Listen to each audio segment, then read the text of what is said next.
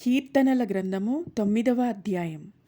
తనను నమ్మిన వారి కొరకు దేవుడు అద్భుత కార్యాలు చేసేవాడని, ఆయనను బట్టి ఒక విశ్వాసి సంతోషిస్తూ ఉంటాడని మొదటి 2 వచనాల్లో రాయబడి ఉంది. 3వ వచనం, నీవు నా పక్షంన వ్యాజ్యమాడి నాకు న్యాయము తీర్చుచున్నావు. నీవు సింహాసనాసీనుడవై న్యాయమును బట్టి తీర్పు తీర్చుచున్నావు. ఈ వాక్యం చదువుతున్నప్పుడు ఇలా అనిపిస్తుంది, నిజంగా దేవుడు న్యాయం తీరుస్తున్నాడా? అసలు న్యాయం అనేది ఎక్కడా లేదు కదా.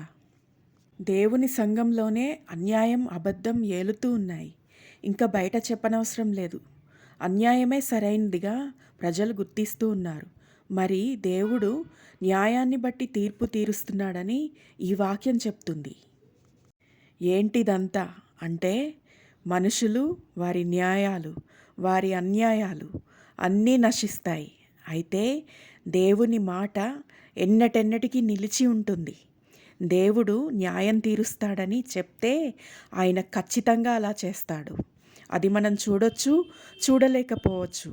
అది ఇప్పుడే కావచ్చు, ఇంకెప్పుడైనా కావచ్చు.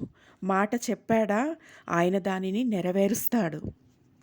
అది జరుగుతుందని మనం నమ్మి చూడాలనుకోవాలి, కానీ అది ఇక లేదు, జరగదు అని అనుకోకూడదు. 8వ వచనం, యెహోవా నీతిని బట్టి లోకమునకు తీర్పు తీర్చును, యథార్థతను బట్టి ప్రజలకు న్యాయం తీర్చును. దేవుడు తీర్పు ఎలా తీరుస్తాడు అంటే, దుష్టులను నశింపచేయడం ద్వారా, అన్యజనులను గద్దించడం ద్వారా, కొన్ని ప్రాంతాలను, కొన్ని పట్టణాలను, కొన్ని దేశాలను నశింపచేయడం ద్వారా దేవుడు ఈ లోకాన్ని తీర్పు తీర్చి న్యాయం జరిగిస్తాడు. తమకు ఉండే భయంకరమైన దుష్ట హృదయాన్ని బట్టి ప్రజలకు కీడు వెంబడి కీడును జరిగించే మనుషులను దేవుడు శాశ్వతంగా నశింపజేస్తాడు. వారు పశ్చాత్తాపపడమే వారిని తప్పించగలదు. సృష్టికర్త అయిన దేవుని బదులు సృష్టిని ఆరాధించే వారందరూ అన్యజనులని దేవుని వాక్యం తెలియజేస్తుంది. ఈ అన్యజనులందరినీ దేవుడు వారి వారి పరిస్థితుల ద్వారా వారిని గద్దిస్తాడు. దేవుని పేరుని మరిచిపోయి ఆయన యందు భయభక్తులను విడిచిన ప్రతి జనాంగాన్ని, వారు నివసించే పట్టణాలను, దేశాలను దేవుడు బొత్తిగా లేకుండా చేస్తాడు. 5-6 వచనాలు, నీవు అన్యజనులను గద్దించి ఉన్నావు, దుష్టులను నశింపచేసి ఉన్నావు. నీవు పెళ్లగించిన పట్టణములు స్మరణకు రాకుండా బొత్తిగా నశించెను. అయితే యేసు ప్రభువు బాధపరచబడే వారిని, దరిద్రులను, మనుషులందరి చేత మరువబడే వారిని ఆయన జ్ఞాపకం చేసుకుంటాడు. వారిని తన యొద్దకు చేర్చుకుంటాడు. ఈ మాట చెప్పడానికి నేనెంతగానో సంతోషిస్తూ ఉన్నాను.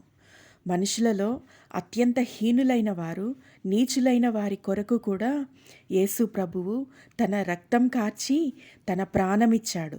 వారితో సహా మనుషులందరూ వారి దుష్టత్వం నుండి, పాపం నుండి విడిపించబడడానికి ఆయన తన ప్రాణాన్ని పెట్టాడు. 18వ వచనం, దరిద్రులు నిత్యము మరువబడరు, బాధపరచబడు వారి నిరీక్షణాస్పదము ఎన్నటికినీ నశించదు. అంతేకాదు, ప్రభువు భూమిపై చిందిన రక్తాన్ని కూడా తీర్పు తీరుస్తాడు. ఎవరెవరైతే అన్యాయంగా చంపబడ్డారో వారి రక్తాన్ని బట్టి వారి హంతకులకు ఆయన నిత్య శిక్షను విధిస్తాడు. 12వ వచనం, ఆయన రక్తాపరాధమును గూర్చి విచారణ చేయునప్పుడు బాధపరచబడు వారిని జ్ఞాపకం చేసుకొనును, వారి మొరను ఆయన మరువడు. దేవుడు సర్వశక్తిమంతుడైనప్పుడు అసలు ఈ ప్రాబ్లమ్స్ ఏమీ లేకుండా అంతా మంచిగా దేవుడు చేయొచ్చు కదా అని నువ్వు అడగొచ్చు. దానికి సమాధానం 20వ వచనంలో ఉంది. 20వ వచనం, తాము నరమాతృలమని జనులు తెలుసుకొందురుగాక. తాము కేవలం బలహీనులైన మనుషులమని, ఇంతలో కనబడి అంతలో మాయమైపోయే నరమాతృలమని జనులు తెలుసుకోవడానికి దేవుడు వీటన్నిటినీ మనుషులకు జరగనిస్తూ ఉన్నాడు.